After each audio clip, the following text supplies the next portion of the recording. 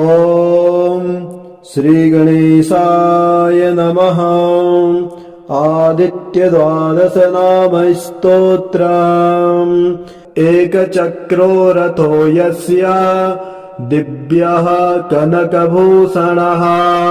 समे भवतु सुप्रीतः पञ्चहस्तो दिवाकरः। आदित्यः प्रथमं नामम् द्वितीयं तु दिवाकरः तृतीयं भास्करः प्रोक्तम् चतुर्थं तु प्रभाकरः पञ्चमं तु सहस्रांशुः षष्ठमं चैव त्रिलोचनः सप्तमं हरिदस्वश्च अष्टमं तु विभावसुः नवमं दिनकृत प्रोक्तम् दशमं द्वादशात्मकः एकादशं त्रयीमूर्तिर्द्वादशं सूर्य एव च द्वादशादित्यनामानि प्रातः काले पठेन्नरः दुःखप्रणाशनं चैव सर्वदुःखं च नश्यति। आदित्यकवचम्। ॐ अस्य श्रीमदादित्यकवचस्तोत्र महामन्त्रस्य याज्ञवल्क्यो महर्षिः अनुष्टुप् जगतिश्छन्दसि घृणीरिति बीजम् सूर्य इति शक्तिः आदित्य इति कीलकम् श्री सूर्य नारायण प्रीत्यर्थे जपे विनियोगः ध्यानम् उदयाचलमागत्य वेदरूपमनान्मयम् तुष्ट्वा वपरया भक्त्या वालखिल्यादिभिर्वृतम् देवासुरैस्तदा वन्द्यम् ग्रहैश्च परिवेष्टितम् ध्यायन् स्तुवन् पठन् नाम यस्य सूर्यकवचम् सदा गृणे पातु शिरोदेशम् सूर्यः फालम् च पातु मे आदित्यो लोचनम् पातु श्रुति पातु प्रभाकरः घ्राणम् पातु सदा भानुः अर्कम् पातु मुखम् तथा जिह्वा पातु जगन्नाथः कण्ठम् पातु विभावसुः स्कन्धौ ग्रहपति पातु भुजौ पातु प्रभाकरः अहस्करः पातु हस्तौ हृदयम् पातु भानुमान् मध्यम् च पातु सप्ताश्वो नाभिम् पातु नभोमणिः द्वादशात्मा कटिम् पातु सविता पातु शृङ्किणी उरु पातु सुरश्रेष्ठो जानूने पातु भास्करः जङ्घे पातु च मार्तण्डो गलम् पातु त्रिशाम्पतिः पादौ बृन्धः सदा पातु मित्रोऽपि सकलम् वपुः वेदत्रयात्मक स्वामिन् नारायण जगत्पते अयातयामं तं कश्चित् वेदरूपः प्रभाकरः स्तोत्रेणानेव सन्तुष्टो वालखिल्यादिभिर्वृतः साक्षाद् वेदमयो देवो रथारूढः समागतः तं दृष्ट्वा सहसोत्थाय दण्डवत् प्रणमं भुविः कृताञ्जले पुटो भूत्वा सूर्यस्याग्रे स्थितस्तदा वेदमूर्तिर्महाभागो ज्ञानदृष्टिर्विचार्य च ब्रह्मणा स्थापितं पूर्वं यातयामविवर्जितम् सत्त्वप्रधानं शुक्लाख्यं वेदरूपमनान्मयम् शब्दब्रह्ममयं वेदं सत्कर्म ब्रह्मवाचकम् मुनिमध्यापयामास प्रथमं सविता स्वयं तेन प्रथमदत्तेन वेदेन परमेश्वरः याज्ञवल्क्यो मुनिश्रेष्ठः कृतकृत्यो भवत् तदा ऋगादि सकलान् वेदान् ज्ञातवान् सूर्यसन्निधौ इदं प्रोक्तं महापुण्यं पवित्रं पापनाशनं या पठेत् शृणुयाद्वापि सर्वपापै प्रमुच्यते वेदार्थज्ञानसम्पन्नः सूर्यलोकमवाप्नुयात् सूर्यलोकमवाप्नुयात्। ॐ श्रीगणेशाय नमः। आदित्यद्वादशनामस्तोत्रम्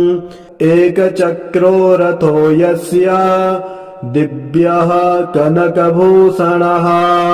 समय भवतु सुप्रीतः पञ्चहस्तो दिवाकरः आदित्यः प्रथमं नामं द्वितीयं तु दिवाकरः तृतीयं भास्करः प्रोक्तं चतुर्थं तु प्रभाकरः पञ्चमं तु सहस्रांशुः षष्ठमं चैव त्रिलोचनः सप्तमं हरिदस्वश्च अष्टमं तु विभावसुः नवमं दिनकृत प्रोक्तं दशमं द्वादशात्मकः एकादशं त्रयीमूर्तिर्द्वादशं सूर्य एव च द्वादशादित्यनामानि प्रातः काले पठेन्नरः दुःखप्रणाशनं चैव सर्वदुःखं च नश्यति। आदित्यकवचम् ॐ अस्य श्रीमदादित्यकवचस्तोत्र महामन्त्रस्य याज्ञवल्क्यो महर्षिः अनुष्टुप् जगतिश्छन्दसि घृणीरिति बीजम् सूर्य इति शक्तिः आदित्य इति कीलकम् श्री सूर्य नारायण प्रीत्यर्थे जपे विनियोगः ध्यानम् उदयाचलमागत्य वेदरूपमनान्मयम् तुष्ट्वावपरया भक्त्या वालखिल्यादिभिर्वृताम् देवासुरैस्तदा वन्द्यम् ग्रहैश्च परिवेष्टिताम् ध्यायन् स्तुवन् पठन् नाम यस्य सूर्यकवचम् सदा गृणे पातु शिरोदेशम् सूर्यः फालम् च पातु मे आदित्यो लोचनम् पातु श्रुति पातु प्रभाकरः घ्राणम् पातु सदा भानुः अर्कम् पातु मुखम् तथा जिह्वा पातु जगन्नाथः कण्ठम् पातु विभावसुः स्कन्धौ ग्रहपति पातु भुजौ पातु प्रभाकरः अहस्करः पातु हस्तौ हृदयम् पातु भानुमान् मध्यम् च पातु सप्ताश्वो नाभिम् पातु नभोमणिः द्वादशात्मा कटिम् पातु सविता पातु शृङ्किणी उरु पातु सुरश्रेष्ठो जानूने पातु भास्करः जङ्घे पातु च मार्तण्डो गलम् पातु त्रिशाम्पतिः पादौ बृन्धः सदा पातु मित्रोऽपि सकलम् वपुः वेदत्रयात्मक स्वामिन् नारायण जगत्पते अयातयामं तं कश्चित् वेदरूपः प्रभाकरः स्तोत्रेणानेव सन्तुष्टो वालखिल्यादिभिर्वृतः साक्षाद् वेदमयो देवो रथारूढः समागतः तं दृष्ट्वा सहसोत्थाय दण्डवत् प्रणमं भुविः कृताञ्जले पुटो भूत्वा सूर्यस्याग्रे स्थितस्तदा वेदमूर्तिर्महाभागो ज्ञानदृष्टिर्विचार्य च ब्रह्मणा स्थापितं पूर्वं यातयामविवर्जितम् सत्त्वप्रधानं शुक्लाख्यं वेदरूपमनान्मयम् शब्दब्रह्ममयम् वेदम् सत्कर्म ब्रह्मवाचकम् मुनिमध्यापयामास प्रथमम् सविता स्वयम् तेन प्रथमदत्तेन वेदेन परमेश्वरः याज्ञवल्क्यो मुनिश्रेष्ठः कृतकृत्योऽभवत् तदा ऋगादि सकलान् वेदान् ज्ञातवान् सूर्यसन्निधौ इदम् प्रोक्तम् महापुण्यम् पवित्रम् पापनाशनम् या पठेत् शृणुयाद्वापि सर्वपापै प्रमुच्यते वेदार्थज्ञानसम्पन्नः सूर्यलोकमवाप्नुयात् ॐ श्रीगणेशाय नमः। आदित्यद्वादशनामस्तोत्रम् एकचक्रो रथो यस्य दिव्यः कनकभूषणः समय भवतु सुप्रीतः पञ्चहस्तो दिवाकरः आदित्यः प्रथमं नामम् द्वितीयं तु दिवाकरः तृतीयं भास्करः प्रोक्तम् चतुर्थं तु प्रभाकरः पञ्चमं तु सहस्रांशुः षष्ठमं चैव त्रिलोचनः सप्तमं हरिदस्वश्च अष्टमं तु विभावसुः नवमं दिनकृत प्रोक्तम् दशमं द्वादशात्मकः एकादशं त्रयीमूर्तिर्द्वादशं सूर्य एव च द्वादशादित्यनामानि प्रातः काले पठेन्नरः दुःखप्रणाशनं चैव सर्वदुःखं च नश्यति आदित्यकवचम् ॐ अस्य श्रीमदादित्यकवचस्तोत्र महामन्त्रस्य याज्ञवल्क्यो महर्षिः अनुष्टुप् जगतिश्छन्दसि घृणीरिति बीजम् सूर्य इति शक्तिः आदित्य इति कीलकम् श्री सूर्य नारायण प्रीत्यर्थे जपे विनियोगः ध्यानम् उदयाचलमागत्य वेदरूपमनान्मयम् तुष्ट्वावपरया भक्त्या वालखिल्यादिभिर्वृतम् देवासुरैस्तदा वन्द्यम् ग्रहैश्च परिवेष्टितम् ध्यायन् स्तुवन् पठन् नाम यस्य सूर्यकवचम् सदा गृणे पातु शिरोदेशम् सूर्यः फालम् च पातु मे आदित्यो लोचनम् पातु श्रुति पातु प्रभाकरः घ्राणम् पातु सदा भानुः अर्कम् पातु मुखम् तथा जिह्वा पातु जगन्नाथः कण्ठम् पातु विभावसुः स्कन्धौ ग्रहपति पातु भुजौ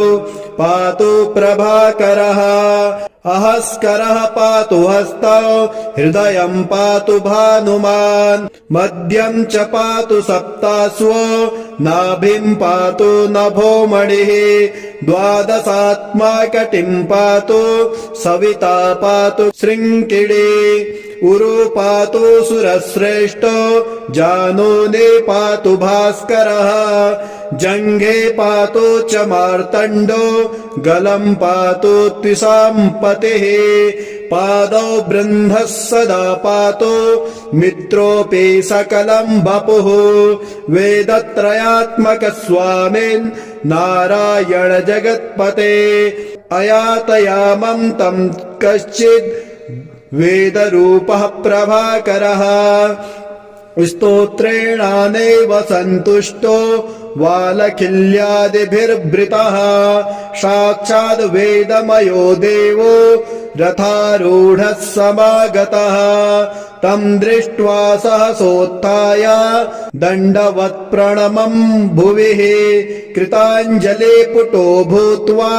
सूर्यस्याग्रे स्थितस्तदा वेदमूर्तिर्महाभागो ज्ञानदृष्टिर्विचार्य च ब्रह्मणा स्थापितं पूर्वं यातयामविवर्जितम् सत्त्वप्रधानं शुक्लाख्यं वेदरूपमनान्मयं